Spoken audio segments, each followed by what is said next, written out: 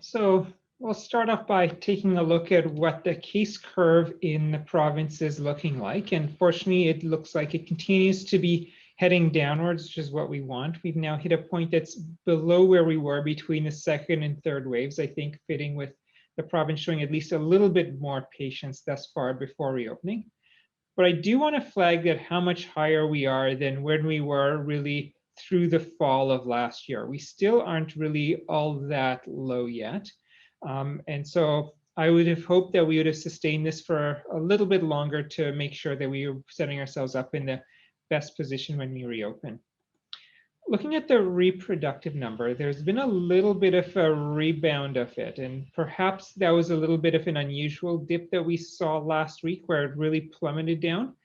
The good news is that it remains quite low, well below the 1.0 mark, so we still are in a position where cases are coming down.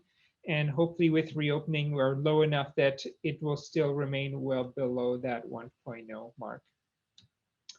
Things are looking quite good when it comes to hospitalizations. Those are coming down, and you can see we've actually just similar cases got hospitalizations now below the low point they were between the second and third wave. So that's very good news, but there are still about 550 people hospitalized across the province. So it is still nothing like what we were seeing through the fall of last year. ICU patients, they are steadily coming down. Unlike with other cases, though, this remains high. It actually still remains above the peak of the second wave in terms of the number of people we have in ICU. And so, I think that does speak to how we need to be very cautious going forward, because our ICUs really have not got the relief. We've not had our hospitals able to resume their normal activities because a lot of hospital resources remain redeployed towards caring for people who need ICU care with COVID-19. Just taking a look at where we are compared to what the Ontario Science Table had shown the modeling, I think we're actually doing a touch better than the modeling had said. So we're currently at a little over 400 persons in the ICU, and the modeling said we'd be close to around 450. So we do seem to have exceeded the models just by a little bit. So that's good news.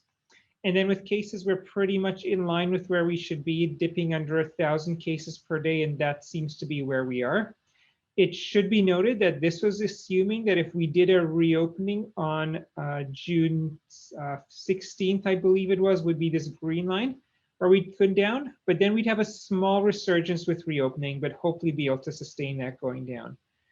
This was all assuming that we had the current variant circulating and not necessarily the new Delta variant, which I'll talk a bit more about later, because I think this is the wild card here that could throw this modeling basically out of whack, in that that was not something that was assumed by the modeling.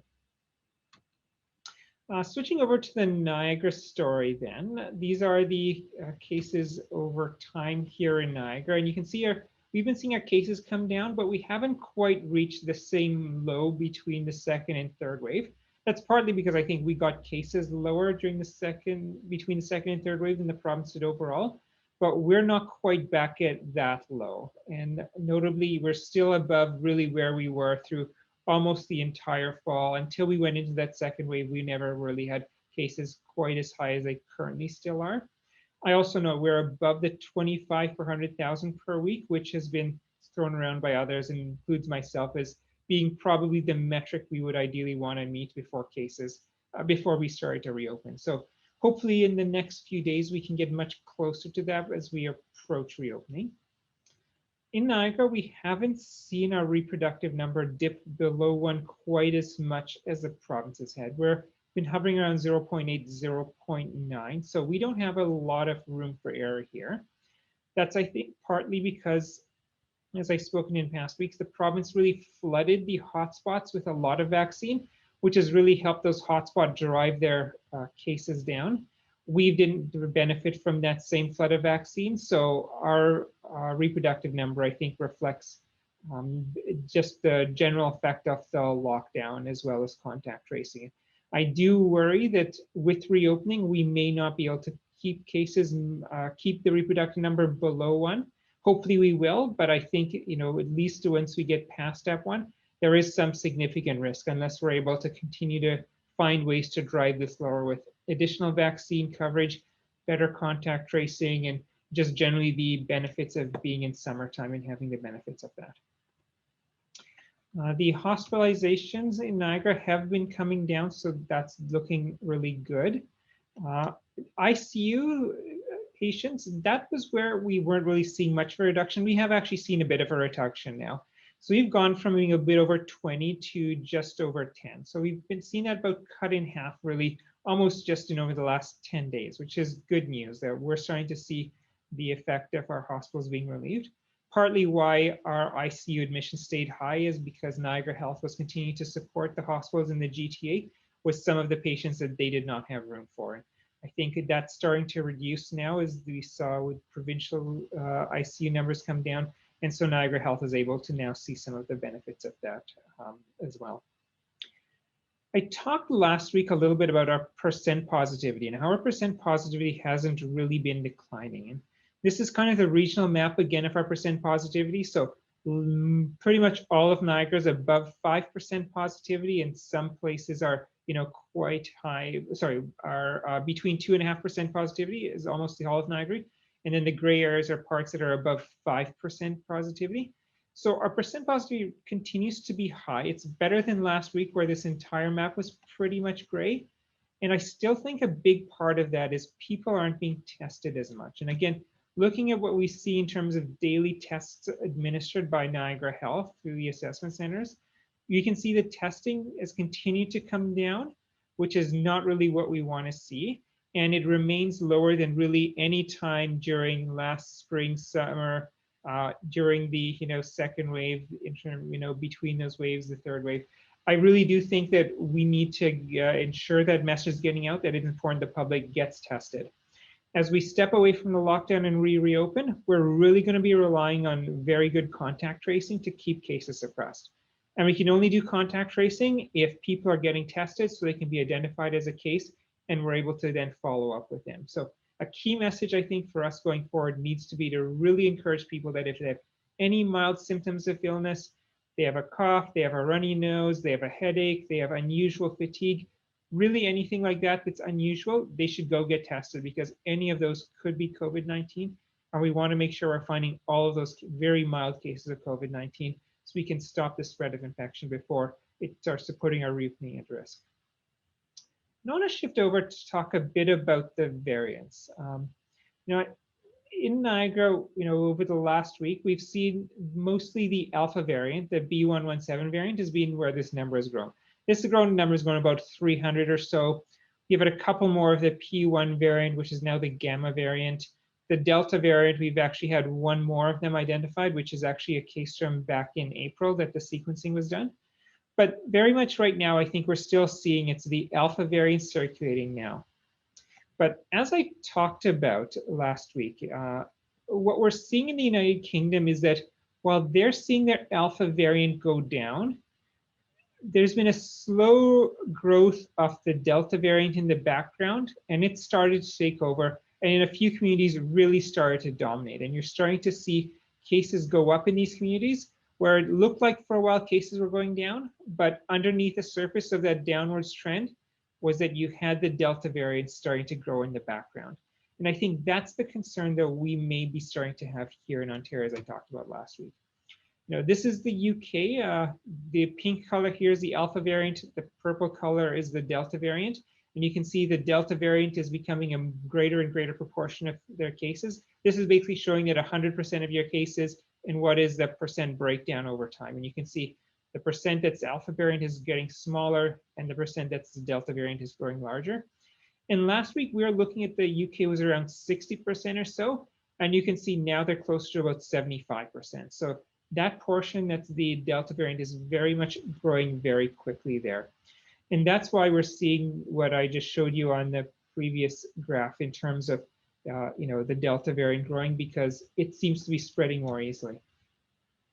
And so if we now take a look at Ontario cases that are detected as VOC, it looks something along the lines of this. So, we are about 94%, and then it's starting to decline. But Ontario isn't routinely able yet to test for that Delta variant. And so in Ontario's general screening, we'll be picking up the Alpha variant, the Gamma variant.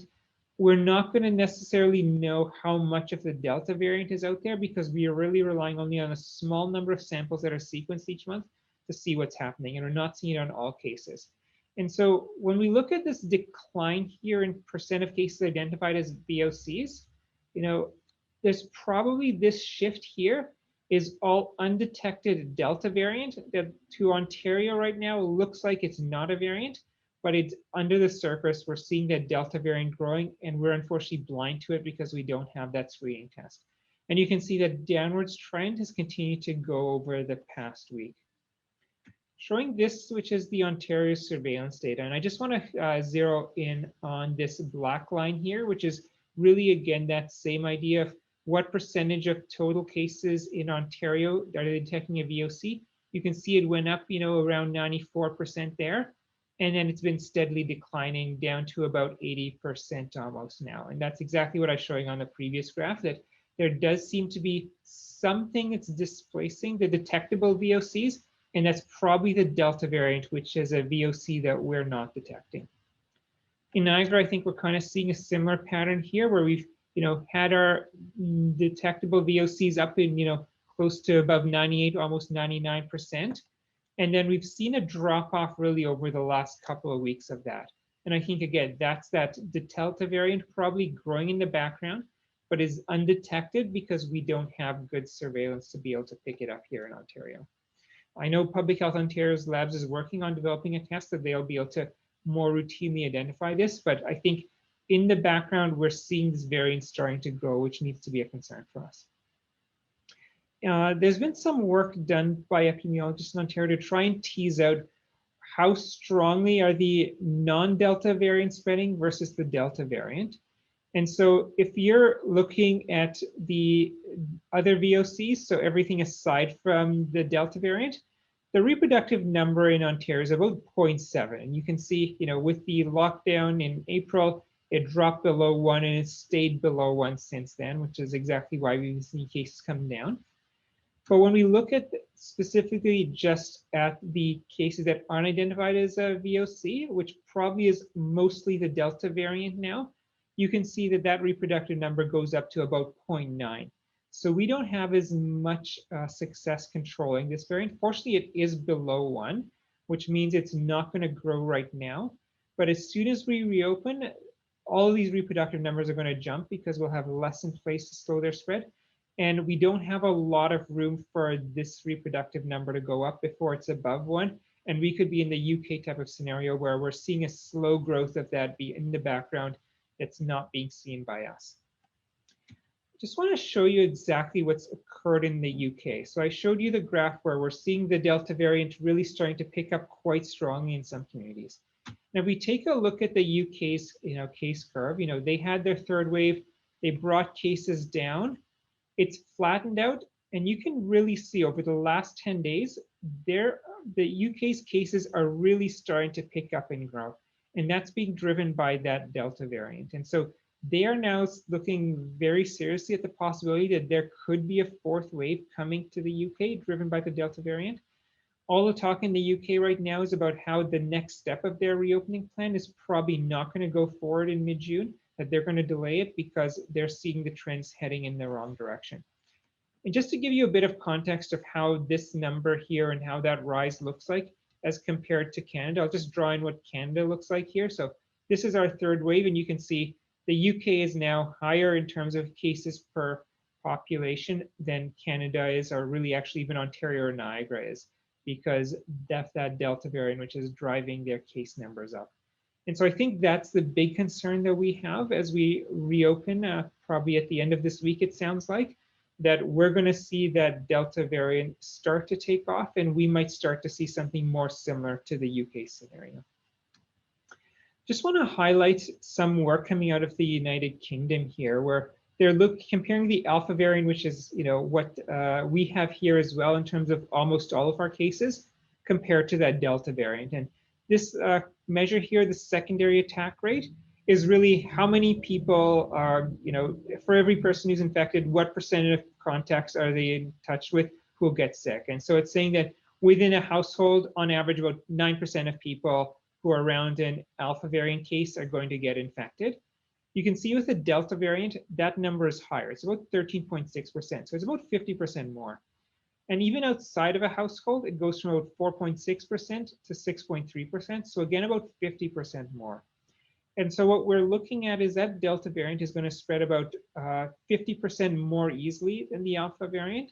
And it's going to require 50% more effort, 50% more measures to keep it under control. And that's, exactly why I think we're seeing that variant growing. Another thing that the UK has picked up here, it talks about transmissibility is greater than wild type COVID-19, which, we just talked about. But they're also saying that now they think that this variant is more severe, there's greater risk of hospitalizations compared to the Alpha variant. And so we could be potentially, if we don't manage to control this variant, looking at a wave that's going to be more difficult to control because the infection spreads more easily, but also could have more severity in terms of more people being hospitalized. And that's why relatively high numbers of people in hospitals and in ICUs in Ontario remains a concern, because we're not at a stage where we could really absorb a big spike in hospitalizations or new ICU admissions, which really speaks to, I think, the importance of treading carefully as we move through this next reopening. This is a graph that the UK has done, really showing the risk of reinfection with COVID-19. And the pink color here again is the Alpha variant, the purple color is the Delta variant. And you can see that there's been a reasonable number of people actually through the last few months in the UK who've had a reinfection with the Alpha variant. But you can see that that's really spiking now, where reinfections with the Delta variant really seem to be growing as well, which really speaks to that people who previously had COVID-19 could be at risk of getting reinfected with this new variant if it starts to spread in much larger numbers here in Ontario. And I think that's another element that's worrying. It's a variant so that it's spreading more easily, it's going to lead to more severe illness, and it's going to lead to people who think they're immune because they've previously had infection, but unfortunately, they're going to potentially be at some risk of reinfection. And then the final thing that I'm really seeing in the United Kingdom here is that it's really a younger age group here, as you can see, who is mostly where this Delta variant is spreading. So the youngest age groups are where the risk is greatest. Probably that's because these are the groups that are least likely to have been vaccinated, and particularly least likely to have had 2 doses of vaccine. And I think that's true here in Canada as well. We've just started on second doses. We're only about 30% of our way through that 80+ group. So, and there's lots of people in those younger age groups who remain unvaccinated. And so I think there's a real risk here for young people because of this Delta variant, because they're the ones who are unvaccinated, and they're the ones who could potentially be experiencing the severe illness that comes. I just want to take a quick look here at what we're seeing in terms of the age breakdown of COVID-19 spread here in Niagara. And so I'm going to start off just by looking at that under 20 age group here. If we look here, the blue bar, which is the 80+ group, the green bar, they have really come down over the last few weeks. They're the group that's really recovering from this third wave most quickly. And that kind of makes sense. This is the group where the vaccine has been rolled out to the greatest numbers, so they have the greatest protection. We're seeing though that younger age group, they haven't come down as far as others. And particularly that under 20 age group here, the red line, you can actually see it's flattened out, and we're not actually seeing cases come down in that age group. Even the blue line isn't declining that quickly, but that red line is very much flattening out. And so we are already seeing some increased risk from our young people here, who are the ones who are least likely to be vaccinated, in terms of they're not necessarily coming out of this wave as quickly as possible. And when we've had days like the last couple days where we saw some relatively higher case numbers, that's actually partly being fueled by these younger age groups where the infection is still spreading. To do actually a bit of a deeper dive, and I'll take the under 40 age group here and really break them up into some smaller increments, it starts to look something like this. You can see that purple line, which is the oldest amongst them, that 35 to 39 age group, they seem to be trending down. Less so with some of those other age groups, and particularly this gray group seems to have been kind of going up again. And there's a couple weeks of that where they flattened out and start to go up. And that's the age 10 to 14 age group. And of course, 11 and 10-year-olds can't get vaccinated, but the 12, 13s, and 14-year-olds are ones who can get vaccinated. And I think that speaks to, importance that we need to really be vaccinating these younger people and getting those vaccination numbers up if we're going to be able to hopefully get these cases down and hopefully protect these individuals from the Delta variant coming down the pipeline. And if we take a look at what our vaccine coverage here looks like here, we can see we have very good numbers up in our elder age groups, but it's our young age groups, so 12 to 17, 18 to 29, even in the 30s, 40s, 50-year-olds, where there's a lot of room here for more vaccine uptake. And even with the people booked in through a public health clinic or hospital clinic, we can see it's not really maxing out to the kinds of numbers we are able to get to the elder age group. And so that is a big concern for me in the next little while, with the Delta variant seeming to affect these younger age groups more, with them not having the vaccine protecting them, with us already seeing that these are the groups that are not really recovering from the third wave as well. And of course, with the risk of more severe illness with that Delta variant, I do think it's really important over the next few weeks, we make sure that our younger people get in line to get vaccinated. We don't end up just doing second doses amongst the elderly group who are signing up in big numbers. We make sure we continue to get the message out to young people that it's really important that they get protected. We talk a lot about how COVID-19 seems to affect the eldest the worst. That's where most of our deaths and hospitalizations have been. And that's absolutely true. But we don't want to be in a position where that Delta variant is starting to affect our young people and starting to cause them to be hospitalized. And so it's really important that they get vaccinated going forward. And that's the end of my update, and I'll turn it over to questions. Great. So to start with questions, we'll start with Richard Hutton, and you should be able to unmute now.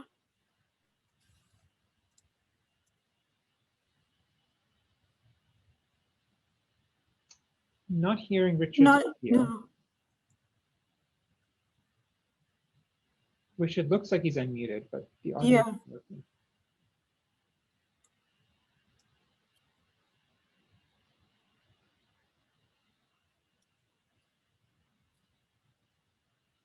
No, still not now. We'll give you a second to figure that out, and we'll move on and come back if that's okay. We'll start with Penny. See if you're able to unmute.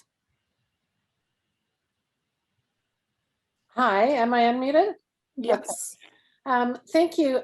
My one difficulty, and I'm sorry if this is belaboring something, Dr. Hergy, that you've tried to explain many times before, is the lag time with the sequencing of what we're calling the Delta variant. I've read and heard so many different explanations. Is it lack of capacity? Does it just take longer for the screening? Why is it still such a question mark of how many cases we do actually have? Sure. So maybe take a step back, that there's two things that the Provincial lab is doing, that there's first screening and then there's sequencing. And screening is basically a relatively fast and dirty test, pretty accurate, but not 100% accurate. But it's really looking for, very specific fingerprints. So it's seeing, is this a alpha variant? Yes, no. Is this a beta or gamma variant? Yes, no. And that's really all it can do. If it's not one of those things, it's not really able to identify it, at least until we develop a new screening test. The good news with that test is that within a few days, we get the results back. So we have a pretty good eye on what's happening with the alpha variant. We have a pretty good eye on, we can't necessarily distinguish between beta and gamma variants, but we have a pretty good eye of what is the total number of those that might be growing over time. We don't have the screening for the Delta variant, though, which is why we don't get the really rapid result from that. And so that means that we have to do sequencing. And what sequencing is, it's more than just looking for like the quick fingerprint. It's really completely doing the entire genetic code of that virus to see exactly what it is. There's a few limitations there. First off, there's definitely a capacity limitation. I think Ontario can do about 1,000 sequencing tests a week. That's the total capacity. And of course, we have close to 1,000 cases a day. And through this, peak of the second wave, we're having 3,000 to 4,000 cases a day. So that gives you a sense that there's only a small fraction of cases that are going to get that sequencing. As well, the sequencing is about a 7 to 10 day turnaround. It takes a good 4 or 5 days just to go through the machine.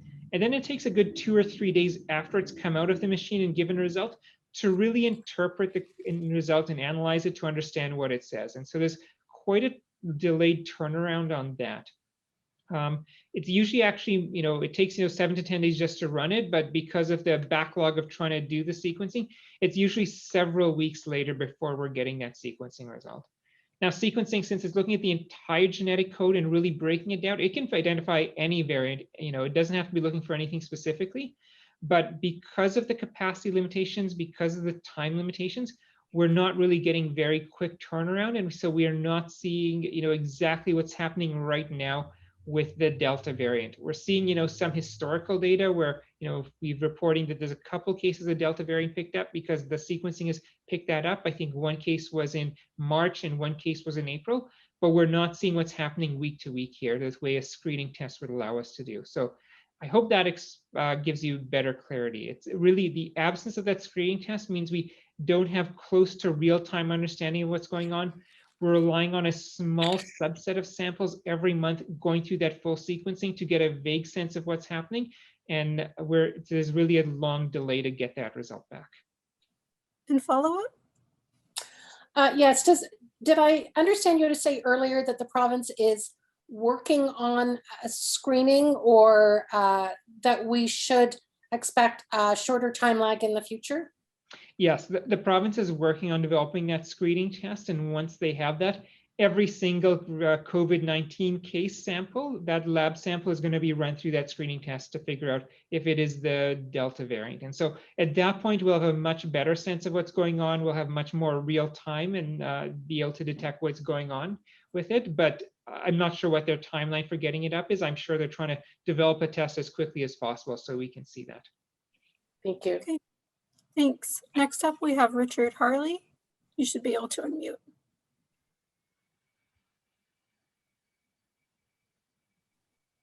There we go. Can you all hear me? Okay, good. Yes. So along the lines of the testing there, so does the UK have a test, or how are they getting the numbers over there to know that if we can't? Yeah, so the UK Public Health England is their national public health agency, and they actually have really good capacity for doing this sequencing results. So they still have that 7 to 10 day delay on what they're seeing, but they're doing about 75% of cases in the country are able to actually go through the sequencing. So that's why they're able to do it. They have a lot more sequencing capacity so that they are able to detect it, maybe not quite in real time, but with only maybe about a 10-day delay, what's going on in the country. And follow up? Yeah, totally different lane. Just around the language around the variants, what's the reasoning for changing that up? And yeah, if you can just clarify what's up with that for anyone who might be wondering. Sure, I think it was the World Health Organization just thinking that the names are getting confusing to the public as a whole, talking about B117, B1351, B1617.2. It just became, I think, confusing for the public, I think, as a whole. So the World Health Organization was trying to put out a bit of a simpler naming scheme that would be easier for people to understand and remember. Okay, right on. Thank you. Thanks. Up next, we have Cord. You should be able to unmute now. Okay, there we go. Thanks. Hello, everybody. Dr. Hergy, we had a question sent in to us from a doctor who I guess he assists at the Niagara Health Clinics. Mm-hmm. And he's concerned that with the reports of Canada getting millions more doses of Pfizer, that it seems like less vaccine is going to Niagara Health. They're down to 6 days a week. He said that they've cut back the number of vaccination stations there as well. He said they were told that public health is sending less vaccine to them. Is that true? And what about the overall supply to Niagara? Yeah, the overall supply to Niagara has gone up, but it's only gone up very little. And what we've seen actually is both Niagara Health as well as us in public health have increased our daily capacity in terms of our vaccine clinics. So we're doing more vaccinations every day, but then we're finding that doing that, we're running out of vaccine by the end of the week. So Niagara Health is closing the clinics on Sundays. You probably saw our latest vaccine total that we're doing 2,000 or over 2,000 shots a day, 6 days a week. And then yesterday we're just under 1,400 shots a day because again, we didn't have enough vaccine to keep going that pace for a 7th day. So, the amount of vaccine has gone up. I think the province has tended to spin it as saying there's really massive amounts of more vaccine coming into the province. I don't think it's been that high. It's been a little bit more, and it's not enough to really meet the capacity that we have in public health and Niagara Health to really run at our full capacity going forward. Part of that, I think, is the Moderna vaccine. We haven't had any shipment of Moderna vaccine, I think, probably 3 or 4 weeks now. And so while the Pfizer vaccine has gone up a little bit, we're not actually seeing the Moderna vaccine. It's probably actually dropped, and that's really a big part of this limitation. And follow up? Also, to staying with vaccinations, you hear so many reports of vaccination rates stagnating or even really plummeting in the States. Mhm. And now there's reports out of Brampton that there's a lot of hesitancy there too. On the one hand, Niagara's had some really good days lately. Do you expect it to maintain that pace, or do you think Niagara's numbers are gonna start to fall off? What I think we're going to see is the number of vaccines we administer daily is really going to continue on, but it's going to very much shift from delivering new first doses to people to starting to deliver second doses to people who are now eligible to book their second doses. So we'll keep putting out the volume, but I do think we're going to start to plateau between 65% and 70% of our population plateau in terms of the getting more first doses in. Where as of today, it's 60.3% of the population has had 1 dose. I really worry that we're not seeing a lot of new people signing up for those first doses, and particularly in that younger age group, which I talked about, not a lot of people have booked in to get their first doses, going really much higher than about 50%. And so I do worry we're going to see that basically flattening out of first doses around 65 to 70%. It'll still look like we're doing a lot of vaccinations because we will, but it'll be second doses to those elderly people and then slowly moving through them and basically getting everybody to a second dose. I really do think that it's important for the young people, though, to get that first dose because they're going to be particularly susceptible to this Delta variant when it starts to spread here more widely. And it's really important they get their safety from that. Okay, thank you. Next up, we have Stephen. Should be able to unmute now.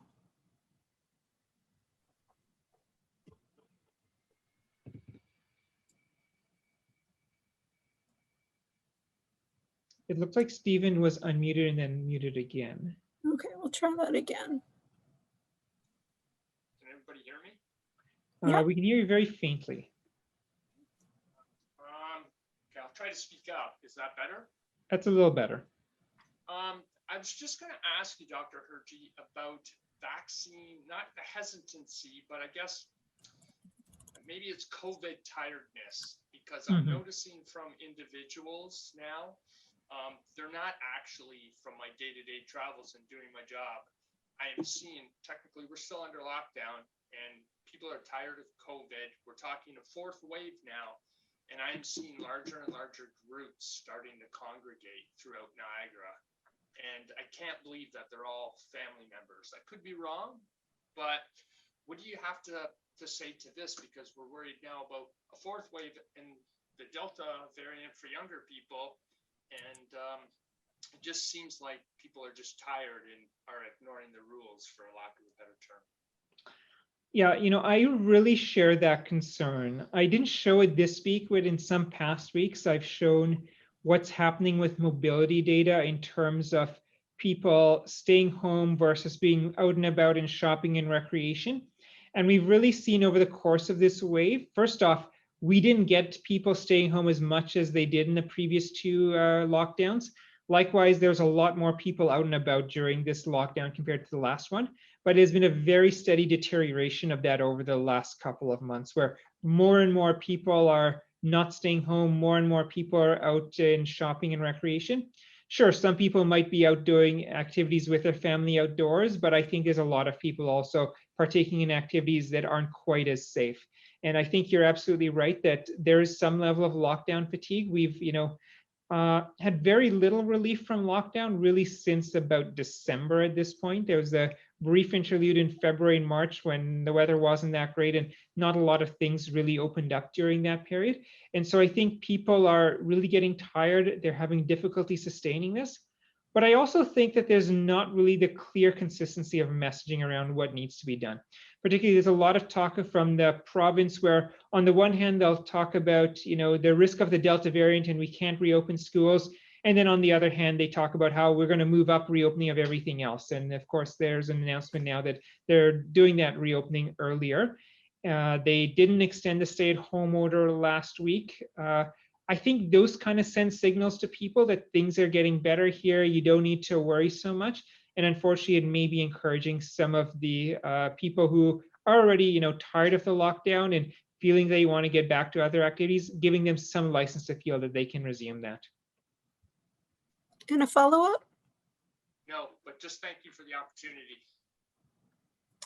Thanks. And next we have Phil. You should be able to unmute. Hey there, doctor.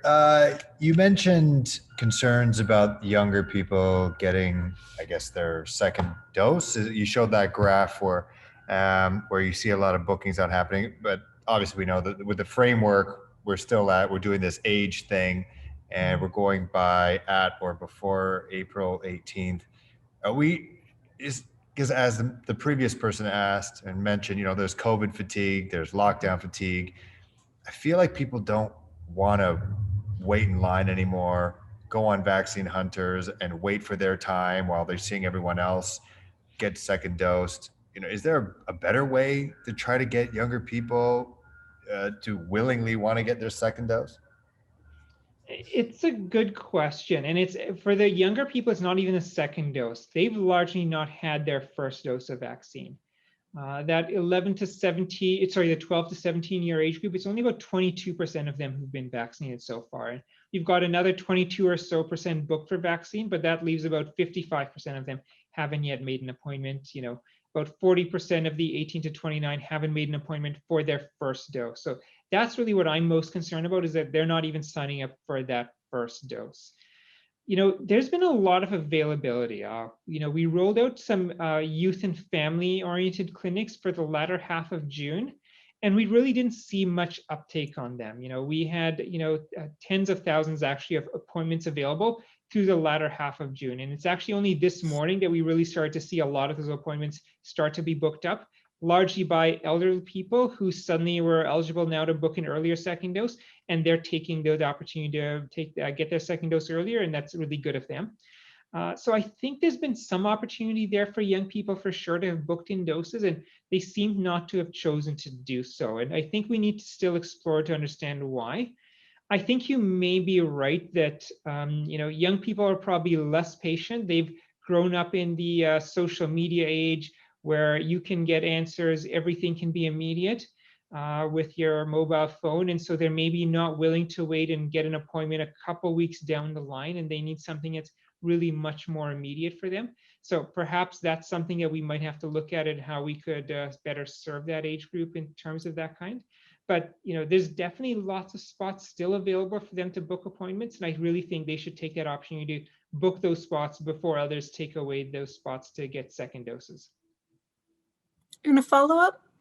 Yeah, you talked about the Moderna stock is kind of low. Is that the same with AstraZeneca? And if it is low, should people who got their first dose AstraZeneca just kind of follow what Nancy said and just kind of come to terms with the fact that they're going to have to get Pfizer most likely as their second dose?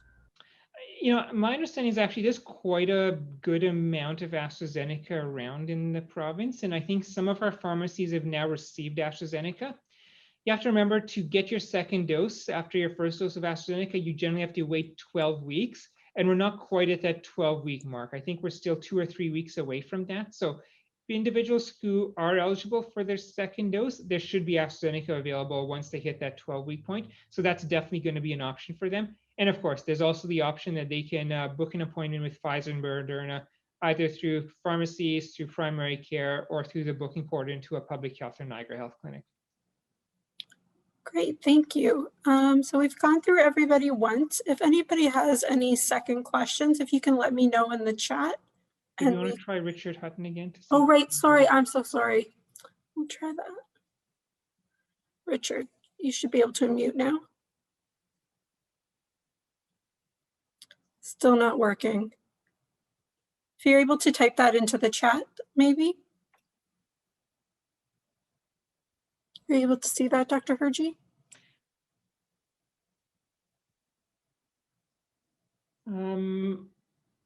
Just making sure I understood that correctly. Your schools being closed, did that affect tax rates for kids? Would you mean tax rates or vaccination rates? So you mean vaccination rates? Okay. I don't think it really affected vaccination rates for kids. If anything, I think it might have made it easier for children to get out to a vaccination clinic.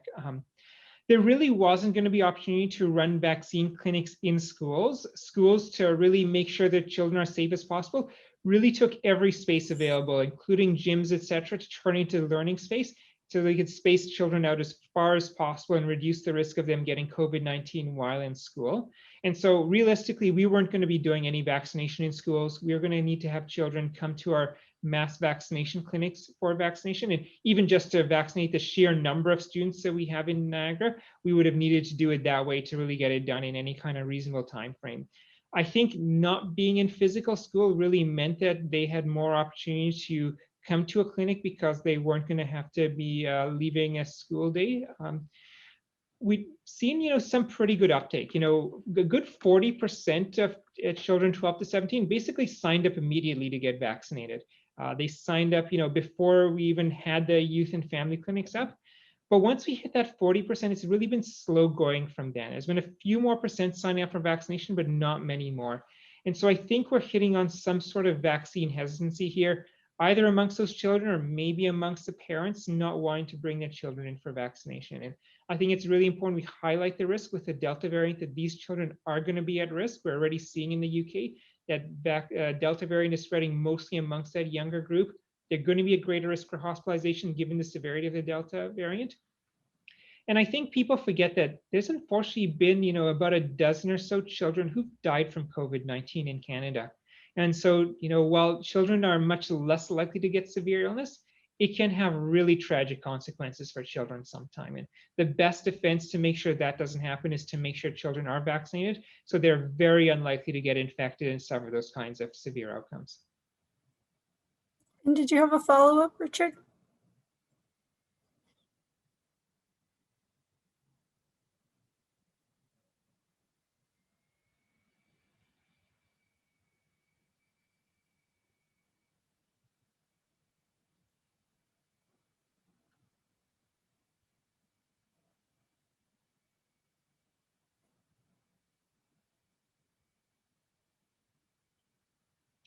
Best way to reach the parents who may not want to have their children vaccinated? I think it's a good question. I don't think we know the answer to this yet. Some of what we're going to be doing in public health is that as we get through the next week or so, and most of that 40% of children who are vaccinated sign up, we're going to be able to start to take a look at some of our marketing data to see where are the areas where people had less vaccine uptake. What do we know about people who live in that area? Start to characterize what are the values, beliefs, kind of motivators of that population. And just like, a private sector company might use that data to sell a product to people, we're going to be using that to try to understand how can we influence people to sell them on the importance of getting vaccinated. So, maybe in a couple of weeks, we'll have a better sense of that. Right now, I don't think we have a great sense. We do know that those who are less likely to want to get vaccinated tend to be of lower income, at least amongst that younger age group, they tend to be of lower income. They tend to be people who are, trying to get by. So they may have very busy lives. A lot is really going on. It may just be difficult for them to find the time and, convenience of getting to a vaccination clinic. We hoped over the latter part of June, by offering clinics really again in all parts of Niagara, we'd minimize that accessibility barrier. And we're going to be doing some targeted ads to try and remind people that there are some very local options for getting vaccinated. But we'll see how well that works. And as we start to get to, a more defined group who hasn't got vaccinated, we can start to dig in more to understand them a bit more. Great, thank you. Okay, so again, if anybody has any second questions, if you can let me know in the chat. We do have a few minutes.